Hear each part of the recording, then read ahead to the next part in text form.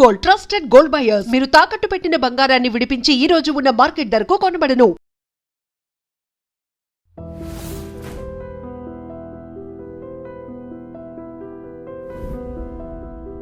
నమస్తే, welcome to I dream. నేను వలి. ప్రస్తుతం మంగ్లీ కేసు వ్యవహారం రాష్ట్ర వ్యాప్తంగా తీవ్ర చర్చనీయాంశంగా మారింది. మంగ్లీ స్కామ్ చేసిందా లేదా దీని మీద పెద్ద ఎత్తున డిస్కషన్స్ జరుగుతూ ఉన్నాయి. మైక్రో ఫైనాన్స్ పేరుతో కోట్ల రూపాయల సొమ్ము మంగ్లీ పేరుతో దోచేశారు. ఆ డబ్బు ఎక్కడుందో కూడా ఎవరికి తెలియనటువంటి పరిస్థితుంది.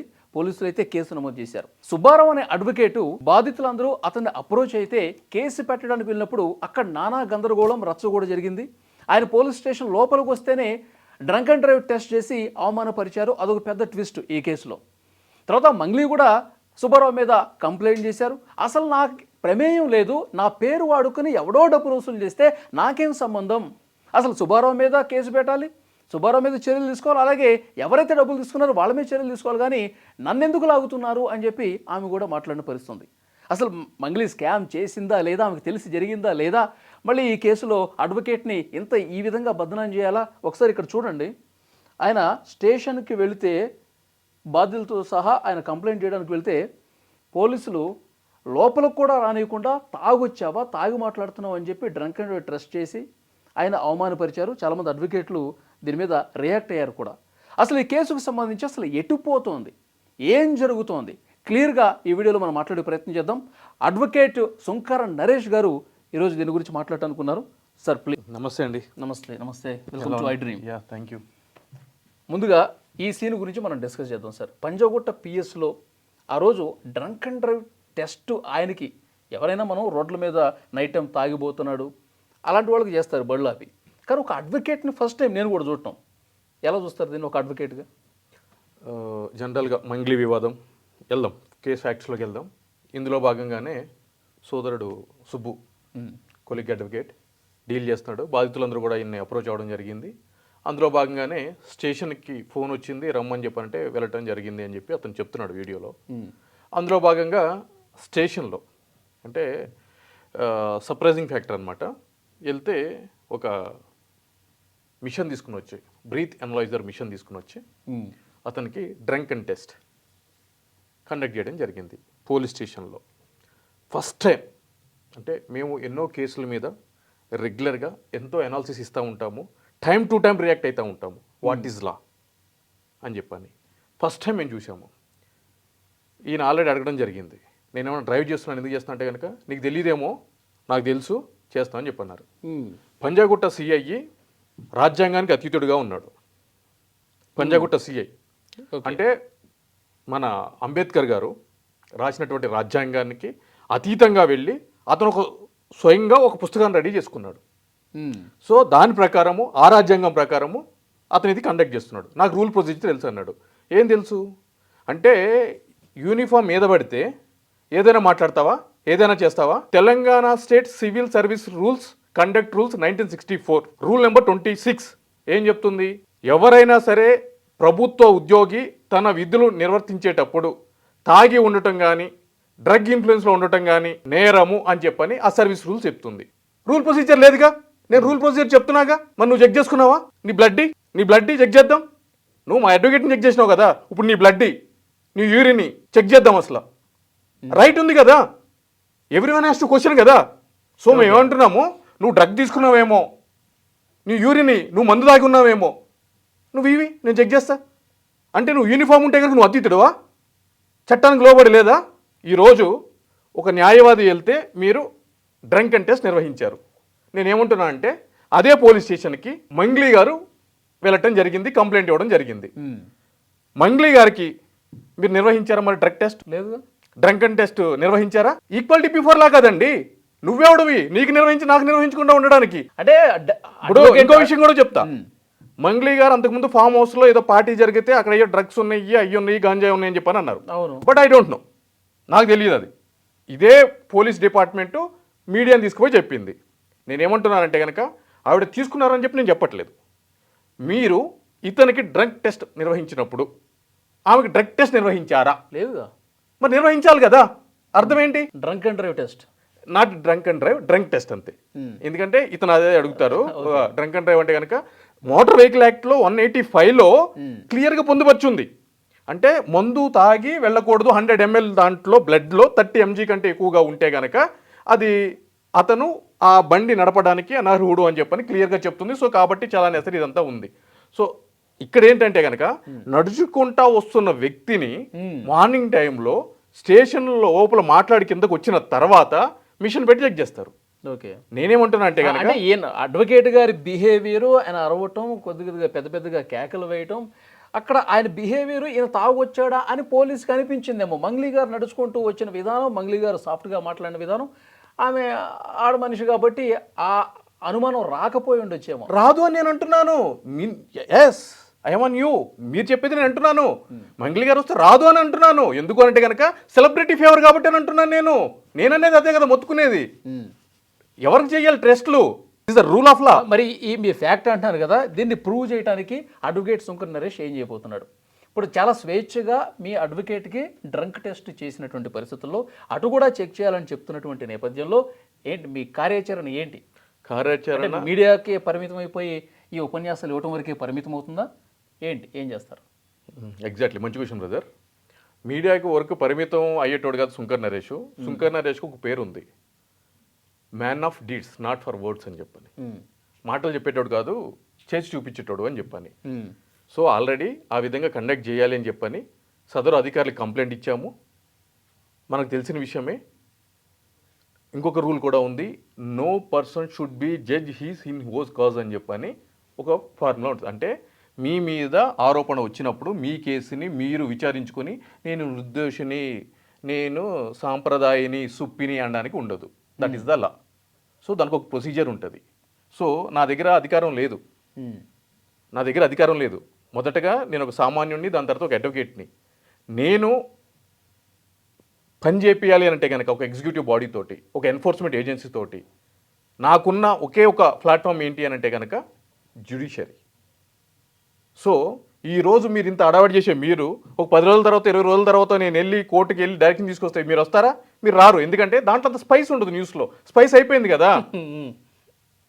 అందుగురించి ఇప్పుడు స్పైస్ ఉంది కాబట్టి ఇప్పుడు మాట్లాడుతున్నా, అప్పుడు పని చేస్తా.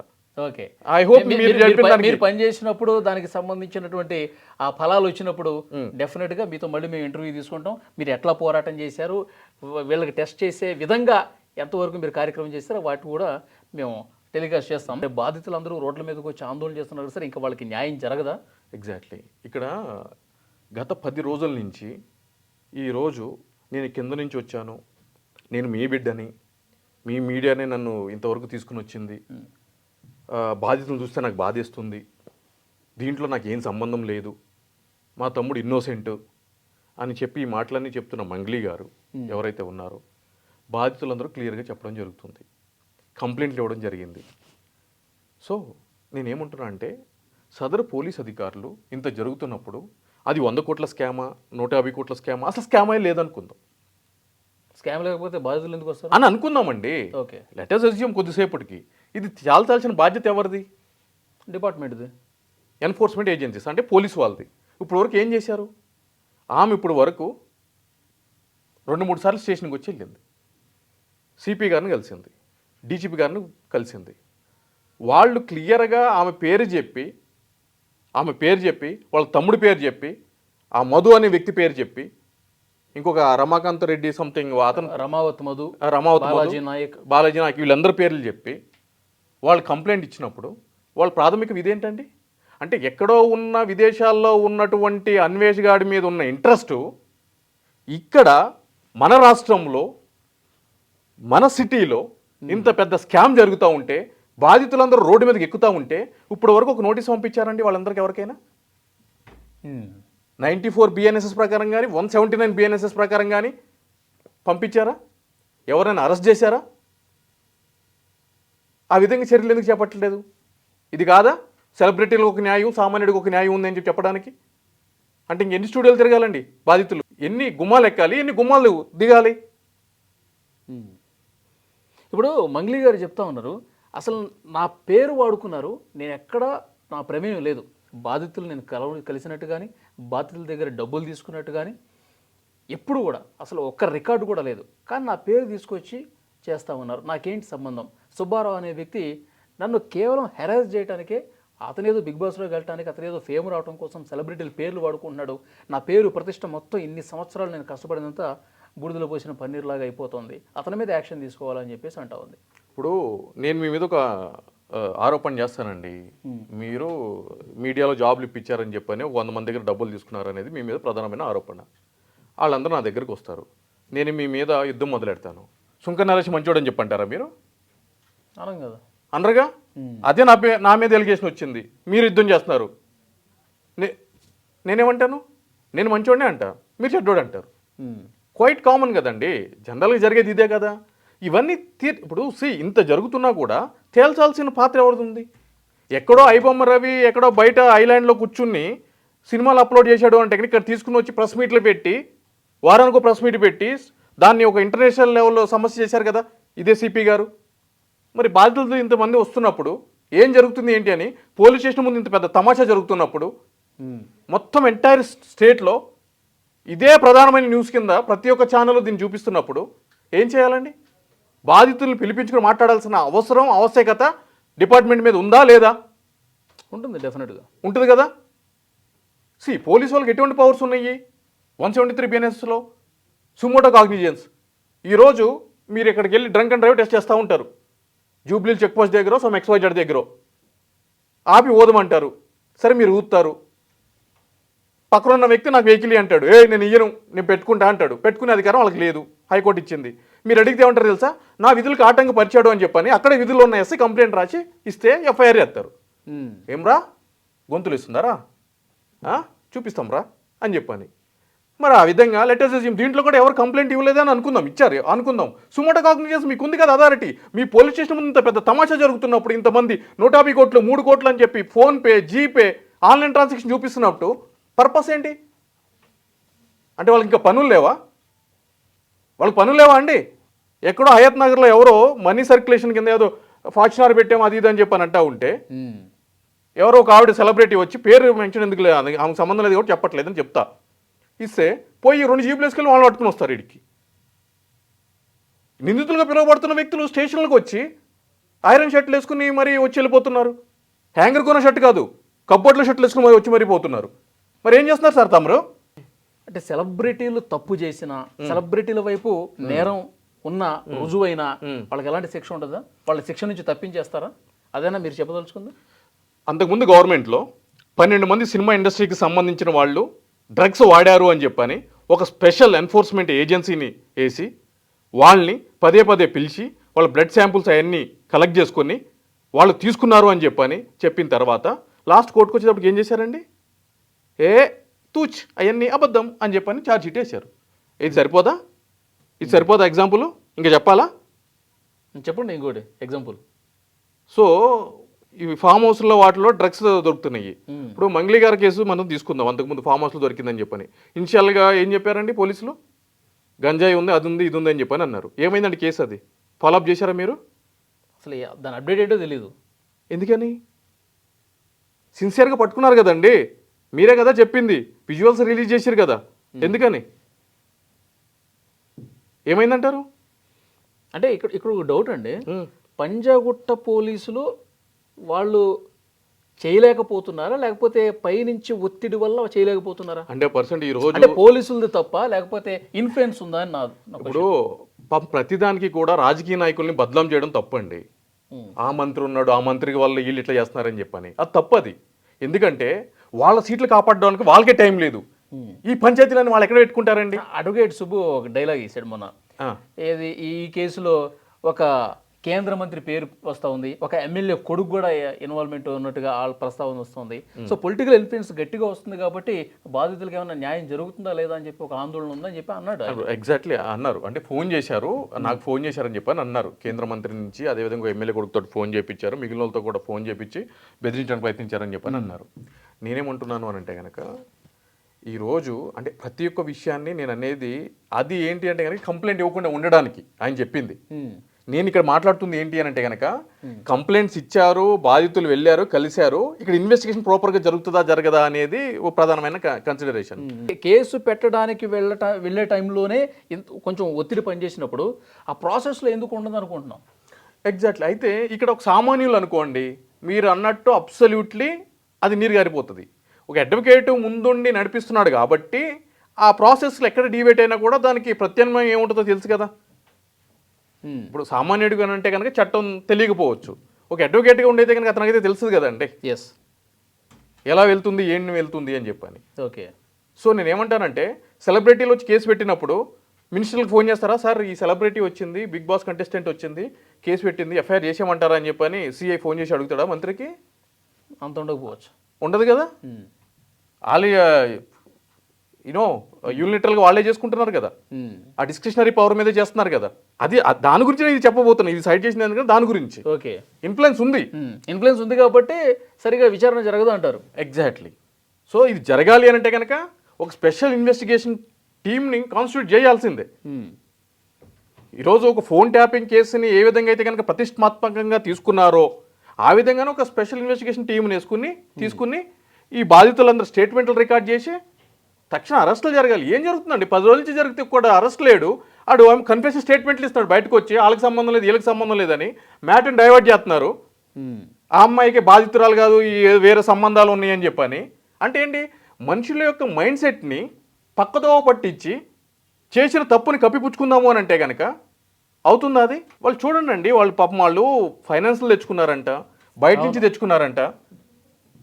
ఇప్పుడు పాప సొమ్ము కదండి, వాళ్ళు కూలీ నాలి చేసుకుని సొమ్ముని. ఎగ్జాక్ట్లీ, వాళ్ళు పొలం పనులు చేసుకుంటూ ఆ కూలి పనులు చేసుకుంటూ రూపాయి కూడబెట్టి ఇక్కడ పెడితే ఏదో చిన్న ఆశ ఉంటుంది వాళ్ళకి, అరే వడ్డీలు కొంచెం బాగా వస్తాయి. మీకు ఫేమ్ ఉంది, మీరు కష్టపడి వచ్చారు, అడ్మిటెడ్ ఫ్యాక్టు, మేము కాదనము. కానీ మీ పేరు చెప్పుకొని మీ ఇన్వాల్వ్మెంట్ తెలుసు, ఇప్పుడు మీకు ఏం జరిగింది ఏంటి అనేది టైం టు టైం మీకు తెలుసు. ఈ విధంగా జరిగినప్పుడు మీ తమ్ముడితో తిరిగినప్పుడు మా బంజారా బిడ్డ అని చెప్పి అన్నం తింటే ఫోటోలు తీసుకుంటారు. ఆబ్వియస్లీ నాతో కూడా ఫోటోలు తీసుకుంటారు, నాతో తిరిగినాడు కూడా దొంగతనం చేస్తుంటాడు, దొరుకుతూ ఉంటాడు. దట్ డస్ మీన్ దట్ నేను కూడా దాంట్లో ఉన్నానని కాదు, ఒప్పుకోవాల్సిన విషయం. కానీ తెలిసినప్పుడు ఏం చేయాలి? వాళ్ళ మీద యాక్షన్ తీసుకునే విధంగా ప్రయత్నం చేయాలి కదండి. ఈ ఇన్సిడెంట్ అయిపోయిన తర్వాత ఎందుకు అప్రూవర్గా మారాడు అంటే ఏం జరిగింది తెరవెనక? ఎవరిచ్చారు మీకు అడ్వైజ్? అది అంటే మంగ్లీకి తెలిసే ఆమె నాలెడ్జ్లో ఉండే ఇదంతా జరిగిందని చెప్పి నేను భావిస్తున్నాను. ఇప్పుడు ఆమె ఫస్ట్ డే 1 నుంచి కూడా రమావతి మధు ఎవరో నాకు తెలియదు, బాలాజీ నాయక్ ఎవరో, అసలు ఎవరండి వాళ్ళతో నాకు ఏం సంబంధం అండి, అసలు నేను చూడలేదు ఫస్ట్ డే ఆమె చేసినటువంటి వ్యాఖ్యలు ఇవి. ఇప్పుడేమో తర్వాత ఏమన్నారు మీరు చెప్పండి, సీక్వెల్గా చెప్పండి. తర్వాత ఏమన్నారు? ఫస్ట్ తెలియదు అన్నారు, తర్వాత వాళ్ళు రమావతి మధు వాళ్ళు నాకు తెలుసు కాంగ్రెస్లో దేంట్లో తిరుగుతారు, ప్రోగ్రామ్కి వెళ్ళినప్పుడు మా బంజారా బిడ్డలు కాబట్టి నేను ఫోటో దిగినంత మాత్రం నాకు అవుతుందా అని చెప్పి నెక్స్ట్ డే, థర్డ్ డే నేను కంప్లైంట్ ఇచ్చాను వాళ్ళ మీద నార్సంగి పోలీస్ స్టేషన్లో, ఆ ప్రెస్ కోడ్ రిలీజ్ చేయమన్నాను కానీ చేయలేదని చెప్పని థర్డ్ డే. అసలు ఫస్ట్ వీళ్ళ మీద కంప్లైంట్ చేయాలి కదా ఫస్ట్. ఎగ్జాక్ట్లీ. అంటే రోజుకు ఒక వర్షన్ చేంజ్ అవుతా ఉంది. ఇప్పుడు ఎలిగేషన్స్ నా మీద కూడా ఉన్నాయండి, ఎలిగేషన్స్ ఉన్నాయి. ఒక ప్రెస్ మీట్ పెట్టాను, చెప్పాను, పక్కన జరిపాను. పెట్టిన తర్వాత కూడా తమాషా చేశారు. నాదేం పోతుంది, రోజు స్నానం చేసేటప్పుడు ఇన్ని పోతాయి, దాంట్లో 1-2 అనుకున్నా ఎలిగేషన్స్. అన్నిసార్లు చెప్పాల్సిన అవసరం ఏముంది? మీరు అన్నిసార్లు బయటకు వస్తున్నారంటే ఏదో ఉందనే కదా అర్థం. ఎవ్రీ టైం ప్రెస్ మీట్ పెట్టాల్సిన అవసరం ఏముంది?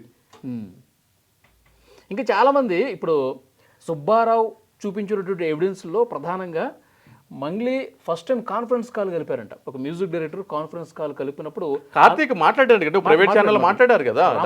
రమావత్ మధు ఆ కాల్లో ఉన్నాడు.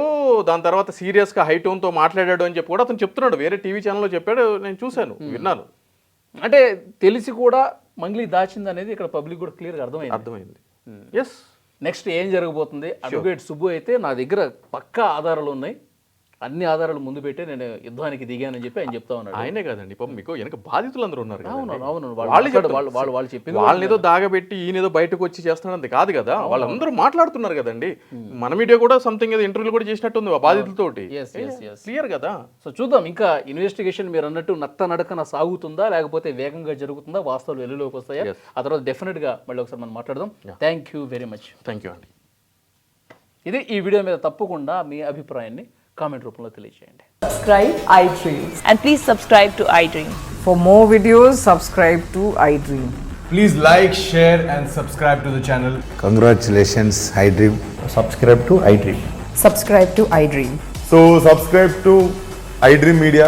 iDream ki iDream team అందరికి huge congratulations. Please subscribe iDream Media. Please subscribe to iDream. Subscribe iDream. Please subscribe to iDream. iDream అంటే నా కళల ఛానల్ను సబ్స్క్రైబ్ చేసుకున్న నోరు తిరుగుతలేదు, మీరైతే గంట గుర్తు కొట్టండి. For more such videos, please subscribe to iDream. Subscribe to iDream. Please subscribe to iDream. Please subscribe iDream Media. Please do subscribe to iDream. Please subscribe to iDream Media. For best entertainment and information, please subscribe iDream. And don't forget to subscribe to iDream.